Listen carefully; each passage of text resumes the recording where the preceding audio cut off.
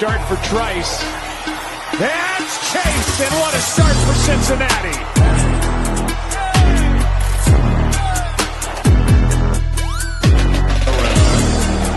And he has the football. Puts a move on. Bijan Robinson, he's going to have his first NFL touchdown.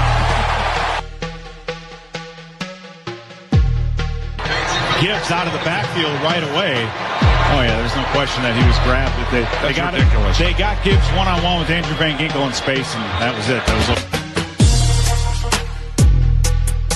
And this is, again, it's man-to-man. It's one-on-one. And he's underneath. He loses his balance. Block Bowers is one of those guys that has a huge... And this is...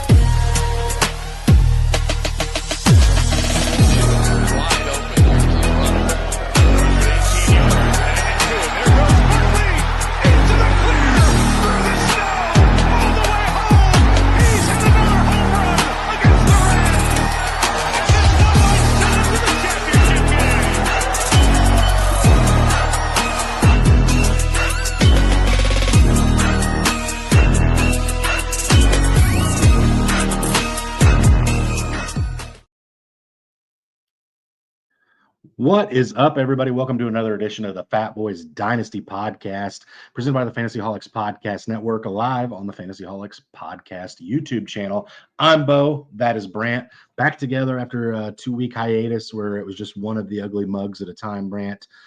We are obviously back together this week. We're going to come at everybody this week with a little wide receiver special episode. So it only seems fitting that we talk about the marginal fantasy relevant news that happened today with Jair Alexander signing with the Baltimore Ravens, mainly because there hasn't been anything fantasy relevant or football relevant really for quite some time of that kind of caliber. And I think Jair definitely, when you talk about wide receivers, definitely if he can stay healthy, especially on that Ravens defense, is going to be a problem for some wide receivers, Brant. Yeah, absolutely. He wanted to go to a championship caliber team. He signed that contract with Baltimore. He's definitely going to be a nice fit for that defense. Now let's just see if that offense can maybe get past that first round, that first game of the playoffs. Because we know that defense is always scary up there in Baltimore, and just adding to it. Yeah, just a little unfair. Feels like they just keep getting better and better and better and better, Brant.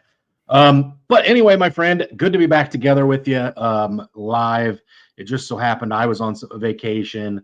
Then you had some sporting stuff come up, and now you're getting ready to go on vacation, but won't interrupt the podcast, thankfully. So back together again after doing some sleepers. And, we were sitting together talking about some stuff, and it was just like, let's talk about something we can get passionate about. It's been a while since we've had a passionate podcast. And you're going to see some takes on this cast tonight that rival any other episode we've put out with passion. Anytime you talk about busts and breakouts, it's a spot where you kind of got to put your money down on a player. It's one that's easy to revisit and come back to if you're wrong. One that it's fun to come back to and take a victory lap if you get it right, Brant. So I know we're going to start with busts. You said you kind of wanted to hang out there, and I kind of told you that was perfect for me because I was a little less passionate about my bust than I am my breakout. And your exact words were perfect because basically I'm the exact opposite of that. So we should get some really interesting takes here. Yeah, absolutely. I'm going to jump right into it. I'm super excited to get into this. I know this is a guy that you really like. It took me a little bit to get on board with this train and actually see it click. And that's Nico Collins. He's being drafted as a top 10 wide receiver by Fantasy Calculator, I think is the one that I sent you that we were using. Fantasy Calculator ADP, which takes a lot of different sites and puts them together. He's being drafted as the 6th overall wide receiver in the drafts. He has never played a full season. In the 4 years, he has never been able to play a full season. I know a lot of receivers miss games here and there. He did have a 15-game season, so I will give credit where credit's due. He did get a 15-game season, not last year, but the year before. He's never finished inside of the top 10 in PPR at all in his career in the 4 years. He's never been a top 10 wide receiver in those years. And then they turned around and they added, this is the big thing, they added Christian Kirk, they added Higgins, they added Noel in the draft. Then they turn around and they go, well, we got to bolster up our run game a little bit more too. So with Mixon still back there, who saw the bulk of the carry, we're going to add Nick Chubb, we're going to add Woody Marks, and apparently there's another guy on the roster that you and me had no idea was even there. What was that? British Brooks? Was that his name? Yep.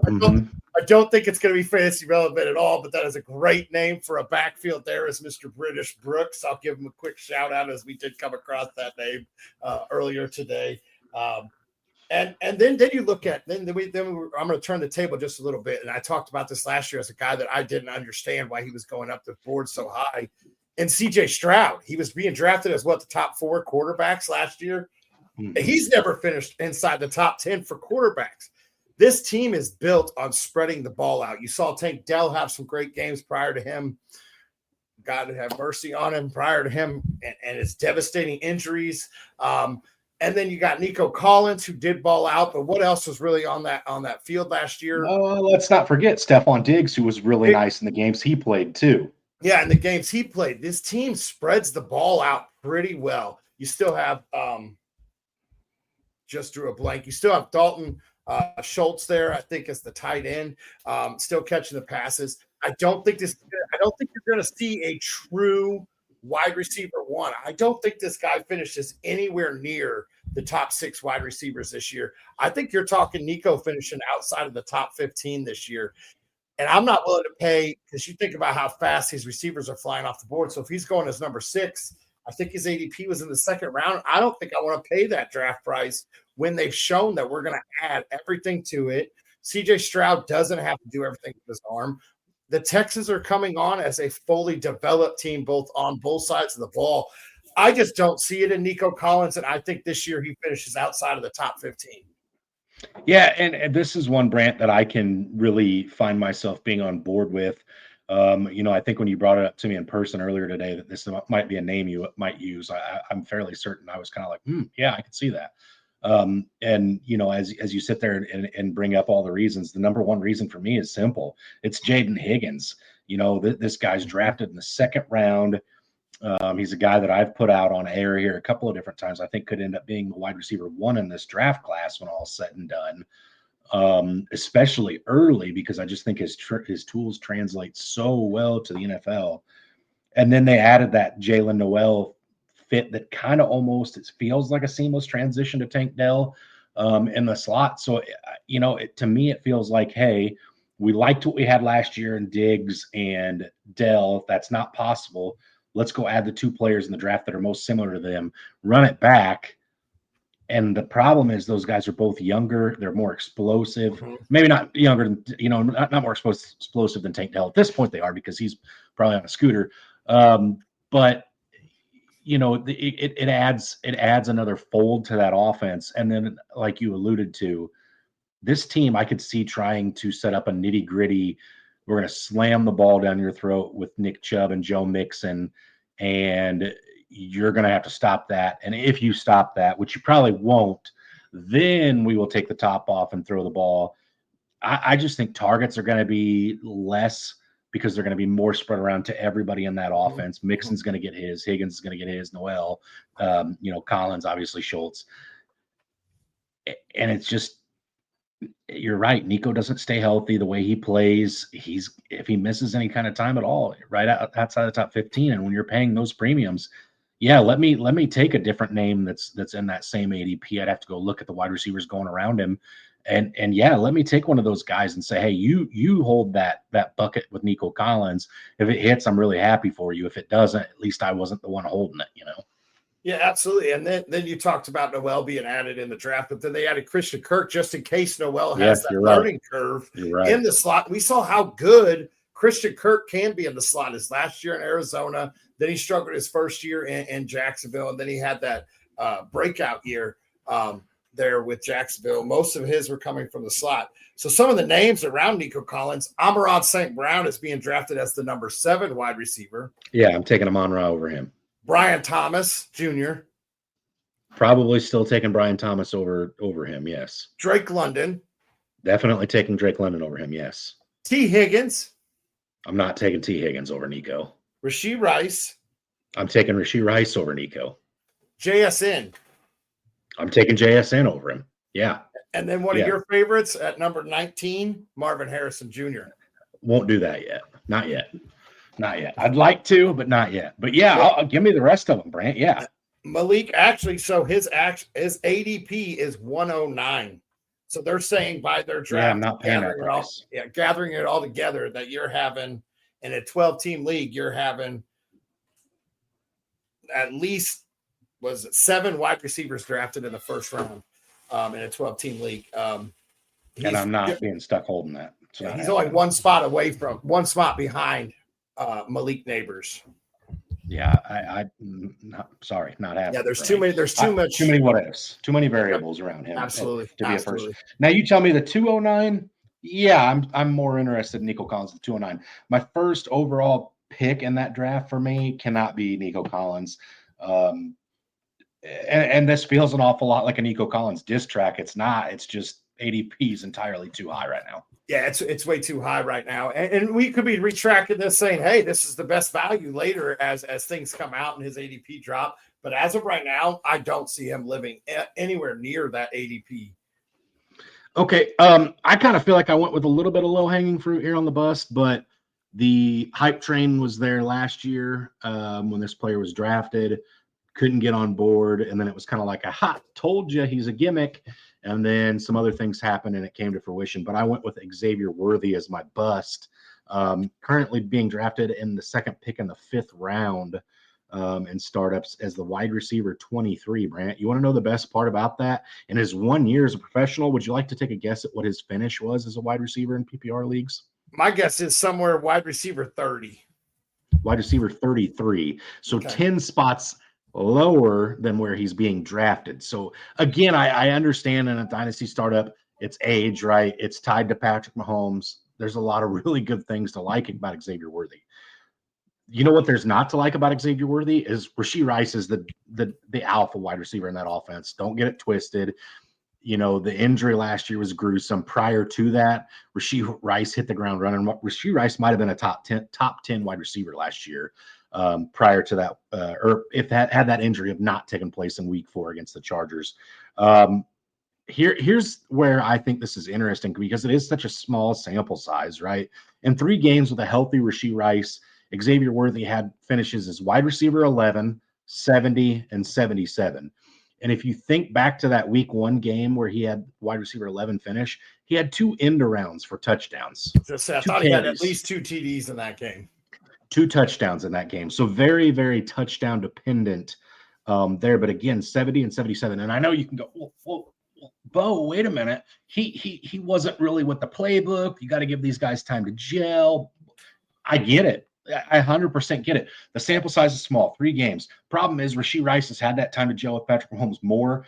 You can tell that offense missed him last year. He's back, going to be healthy. And then on top of that, the Kansas City Chiefs did what they always do, Brant. They added more to that offense, right? Not to mention you still got Travis Kelce who's going to get his. Isaiah Pacheco should play more than 9 games that he played last year, or 7 games, whichever it was that he played last year. So you're going to get less carries out of the backfield for Worthy. I think in pecking order, he's going to be at least 3rd, if not 4th at best in pecking order, because realistically, I think there's a lot of guys on this offense that can do very similar things. Worthy was asked to step up last year because Rashee Rice was gone. But again, Rashee Rice is back. And again, Brant, here's the biggest flag for me, right? We're drafting a guy 10 spots better than his best ever finish. In a world where things went very well for Xavier Worthy, there was touches out of the backfield that were left vacant by Pacheco, which again, they added Brashard Smith in the draft. So if Pacheco misses time, that's an easy transition, right? And then again, the big one is Rashee Rice missing time. And then again, they added that Jalen Royals. So for me, in a perfect vacuum where everything just goes right for Xavier Worthy, he finishes as wide receiver 33. I'm not drafting him 10 spots higher than his best finish. I'm not doing it. And I think a lot of people that are getting that hyper on Xavier Worthy to draft him at this point, either A, don't know who Rashee Rice is, 2, did not watch enough Kansas City Chiefs games to realize that offense was kind of boring last year. And 3, just doesn't understand how pecking order is going to play out in Kansas City. I think there is a chance that Xavier Worthy has some very fantasy relevant games. If he takes 2 end arounds for a touchdown, he might finish as wide receiver 1 or 11 a couple times next year. But there's going to be more games of him as wide receiver 70 and 77 than there are at the 11, Brant. Yeah, and then you touched on the backfield a little bit. They also went out, signed both Hunt and Mitchell to come in and help with that backfield as well. And we've seen Mitchell have flashes of being a phenomenal running back, and I think he'll fit that system nicely. You saw Kareem Hunt's going to get his catches out of the backfield too. Yes, he's going to take the top off of a defense. Yes, he's probably going to get 4 or 5 games where he'll have a 65-yard touchdown, which is phenomenal. But you're riding out and hoping that's your wide receiver 2 all year. So he needs 4 to 5 catches and a touchdown probably just to try to make that up. Yeah, I'm absolutely on board with that. I don't see how it happens. And like I said, the offense should be more explosive this year. It should be more fun to watch. And he will be that guy that does take the top off the defense, but that's not going to be every week, especially as you get week 1. Guess what? Week 1, he's going to have, who is that guy that every single year he would have the great week 1 and then fall off the face of Sammy Watkins. Yes, Mr. Watkins. And guess what? Worthy's probably going to do the same thing this year. He's going to take the top off of a defense. They're going to come a little unprepared for it, and then they're going to adjust the rest of the season, and he'll be back to probably wide receiver 3, wide receiver 4 status there. Yep, I agree, Brant. All right, let's get into these breakouts. I'm interested to see who you got here. So my breakout, I feel like I did kind of the same thing. I took a little low-hanging fruit. I love this guy.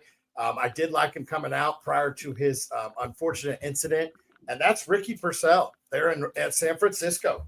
Debo out the door. Ayuk coming off of an ACL, MCL tear last year.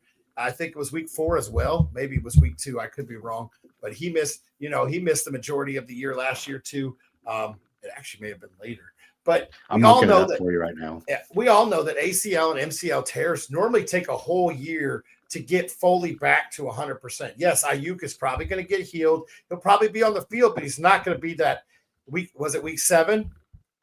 So you're talking he may not even start the season. So Parcell could easily start the season as the wide receiver 1 there in San Francisco. I do know they got Juwan Jennings, and we did see phenomenal games out of him last year, and he'll probably get his too. But Parcell is a guy that he's going to get a full offseason this year. We had glimpses of shine from him last year. He had 3 weeks finishing as the top 15 wide receiver. And you talked about, hey, we need time to gel with this new offense. We need to learn the playbook. We need to gel with our quarterback. Well, he missed the first 6 weeks of the season and most of training camp last year. So he had no time and still came out and was able to make an impact on that team. And in the short amount of games that he did play. Now, he did hang up a few duds last year. But San Francisco is a team that's going to have to put up. He's being drafted as the 50th overall wide receiver in ADPs. And I'm sorry, this is a guy that I think he's going to slide into that number 1 spot. If Ayuk misses time, he's going to slide right into that number 1 spot.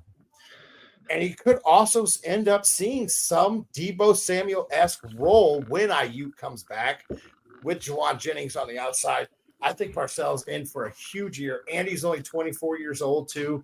I think he's in for a good year there at San Francisco. Right now, they're projecting Ayuk to return to somewhere around mid-season. So you're going to get at least, 6 to 8 games is him being the number 1 wide receiver. Maybe he may be the number 2 wide receiver to Jennings just because Jennings is a bigger body and will line up outside. But Parcell could be that guy for the first 8 weeks of that season. And we see this we see this a lot with every year. There's not a whole lot of film on him, so he's going to come out kind of fresh to teams where they don't have that film. They don't know how to slow him down. So this could be his rookie-esque takeoff. Like, I don't want to put him in that category because Puka Nacua blew everything out of the water. But when you don't have a lot of film on him, he's going to probably come out and be able to find those open gaps real easy where they're not scheming against Parcell. Yeah, it's definitely going to be interesting because obviously, the 49ers have come out and said, hey, Brock Purdy, you're our guy. Here's a bag of cash. You're locked up under center. They also extended George Kittle this year. But you're right, Brandon Ayuk out till the midweek or midseason. Deebo Samuel gone. Christian McCaffrey working back from injury. We don't know who's going to be the target guy week in and week out. Some weeks it might be Kittle. Some weeks it might be CMC. Some weeks it might be Jennings. Some weeks it might be Pearsall, or it might just be a little bit of each one of them every game. And at wide receiver 50, I'm willing to take a dart throw on that because let's be honest, several things could happen. The 49ers stumble out of the gates.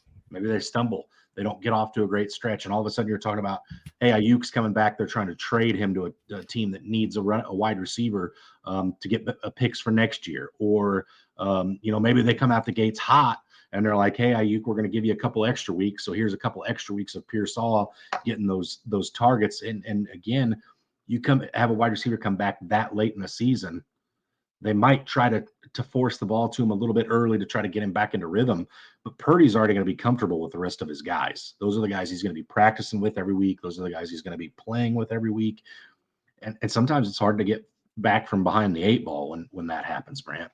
Yep, absolutely. Absolutely. I absolutely hate talking this much about a San Francisco wide receiver, me being a Seahawks fan. But at wide receiver 50, it's too good to pass up there. Okay. All right, so I got to start by saying this, Brant. When I look at my breakout players, I look at somebody who, again, has already exceeded where their ADP is in their career, right? I talked about that being a issue for me with Worthy. So I wasn't necessarily trying to take a layup. I thought I found the guy. He's being currently drafted as the 30th wide receiver off the board. This is not my breakout, by the way. I just felt like I had to say something about this because it was so damn disrespectful. And I'm going to say I'm a little disrespectful as well because I didn't realize just how good this was last year. But I was going to go with Jacoby Myers, Brant, who is a guy you've been dangling from a certain part of his appendages for years. With Jacoby Myers, you've been a Jacoby Myers truther back to the days when you were like, this is the week he catches his first touchdown going into like halfway point of his second season.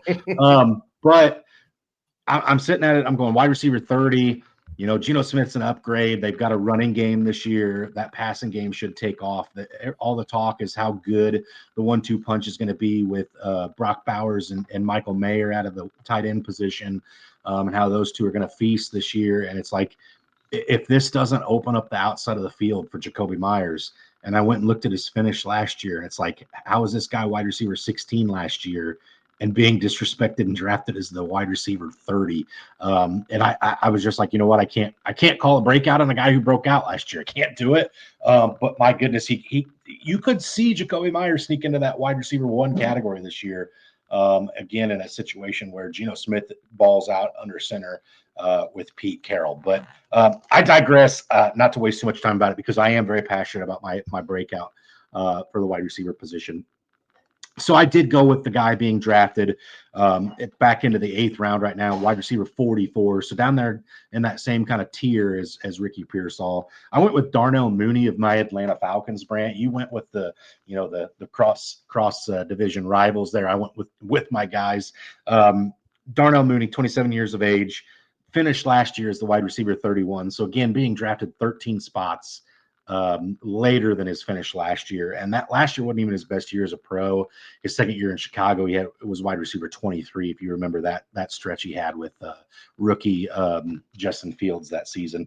But in 16 games last year, Brant, Darnell Mooney had 106 targets, 64 receptions, 992 yards receiving, 5 touchdowns. So this guy last year was almost 1,000-yard receiver, which used to be back in the day. That was what we got really excited for in the fantasy world. Like, hey, my guy hit 1,000 yards. And here it is, Darnell Mooney, number 2, playing number 2 to Drake London, almost got there. But I think he does get there this year. So this was kind of nerdy on my part. Michael Penix started the last 3 games of the season for the Falcons. Michael Penix's best game as a Falcon was week 18. Darnell Mooney did not play in that contest. But 2 games with Penix under center, Darnell Mooney had 11 targets, 7 receptions, 119 yards, no touchdowns. So I averaged that out on a 17-game stretch, Brant. I did give him 0.3 touchdowns every game, because I was going to say in his third game with Penix, he'd had a touchdown. All right. But if you stretch that out over a 17-game season with Penix, it's 94 targets, 60 receptions, 1,020 yards, 6 touchdowns, which would have been good enough to make him wide receiver 28 last year, Brant. So 18 full spots in front of his current ADP, which gets me to my point of what are we doing as a fantasy community? Are we all that intrigued by the Kyle Pitts breakout that's coming this year, baby?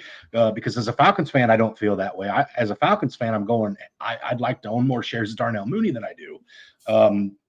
Again, this guy's not going to surpass Drake London. He's not going to be the wide receiver 1 in Atlanta. But if he comes close to those numbers I'm talking about, he's finishing upwards of 20 spots better than his current ADP, Brant. At what point do you go, okay, I can't let this guy go into the 8th round? I can't not have – I mean, if I'm getting him as my wide receiver 3 or 4, how are you not like ecstatic and over the moon, just drooling all over yourself? No pun intended there. But it feels like I'm being some outlandish Falcons homer right now, but he was wide receiver 31 last year and missed the last game of the season, which again was the best quarterback performance the Atlanta Falcons team had as a whole last season, in that duel with Michael Penix against Bryce Young. That was the highest scoring contest of week 18 last year. And again, Mooney wasn't involved in that. So you're talking about that game. I guarantee you he'd have had 8 yards receiving to get to that 1,000 yards. He'd have been a top 30 wide receiver last year in that one game. How are we drafting this guy at wide receiver 44? I can't make it make sense, Brant. I don't know. And if you've ever watched a Falcons game with Mooney on the field, the man just finds the holes of the defense too. And he doesn't find them in the short, like, oh, I'm going to go 3 yards and find this hole. No, I'm going to go 15 yards. I'm going to find the hole. And Penix, who's got an arm on him, is going to get me the ball. This guy is absolutely it's being drafted that low is just disrespectful to him. And I don't think you're being a homer at all. You and me talked about Mooney quite a bit last year. We actually, I think, had to start him as our wide receiver 2 in one of our leagues for the majority of the year. And we were comfortable with it. We were very comfortable with it. This is a guy that's going to see the targets.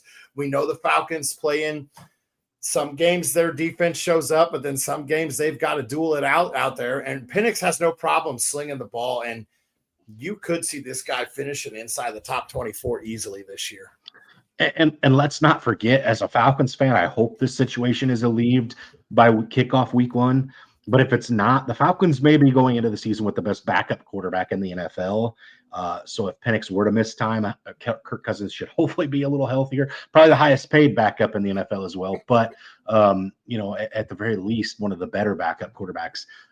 So, again, I think right now it just feels like this is blasphemous territory. And I don't know as though I understand. And maybe I'm crazy for this, Brant, but even when Darnell Mooney was in Chicago, I don't think I let him slide to wide receiver 44. I liked his game back when he was with Justin Fields too. So to me, this is kind of crazy that, Darnell Mooney's just this afterthought for a lot of folks at this point, because again, I'm not trying to be disrespectful to Ricky Pearsall, who I think is great value at ADP 50 or wide receiver 50. But when you're talking about guys that have been there, done that, I'm trying to pull this up real quick, Brant, so I can see some of the other names going around there. I'd be shocked if I could find one that I want to take over Darnell Mooney in that range. And maybe you feel differently. Maybe you can bring me back down to earth a little bit here, but let's go down to wide receiver 44 territory. Darnell Mooney or Jaden Reed? I'm taking Mooney. I've already rode that Reed train. I'm out on that one. Darnell Mooney or Michael Pittman? I'm going to probably take Mooney on that one. Darnell Mooney or Matthew Golden? I'm taking Mooney. Again, Darnell Mooney or Deebo Samuel? I'm probably taking Mooney right now. Yeah, that's what I'm saying. I'm not trying to genuinely, Brand, I'm not trying to plant no flag. I'm not trying to say, hey, this guy's a wide receiver 1. He's not even on his own team. So don't do that for your fantasy roster. But, if you're talking this guy's got an 8th round ADP, wide receiver 44. I'm finding a way to snag him in the 7th round. Yep. Just because I think he finishes better than the return on my investment at that point. Yeah, absolutely. This guy's going around names like Deontay Johnson, who couldn't even stay on a team last year. Yeah, this is crazy. And then Christian Kirk is right there, just a few spots below them. And we're not even sure where he's going to fill out in his role, but you know what Mooney's role is going to be, because the Pitts breakout is this year. The Pitts breakout was last year. Obviously, that breakout is most likely not coming. I'm going to lean towards it's probably not. So, but the Mooney is here. Mooney is ready to continue his dominance that he had last year. I absolutely believe in Mooney too. Yep. All right, guys. I think that kind of settles it up for this week. I think there's a chance we either come back next week and do some running back takes. Brant, you'd mentioned possibly wanting to start getting into our rankings as well. So that may be something that starts rolling out here shortly. If maybe even as early as next week, maybe we take a pause on the breakouts and busts and start rolling into some of our rankings. But that will be something that starts to come out as we are getting into that season.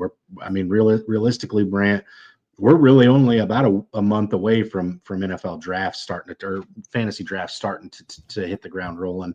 I'm sure you and I will discuss some dynasty startup stuff at some point. So be on the lookout for some of that as well.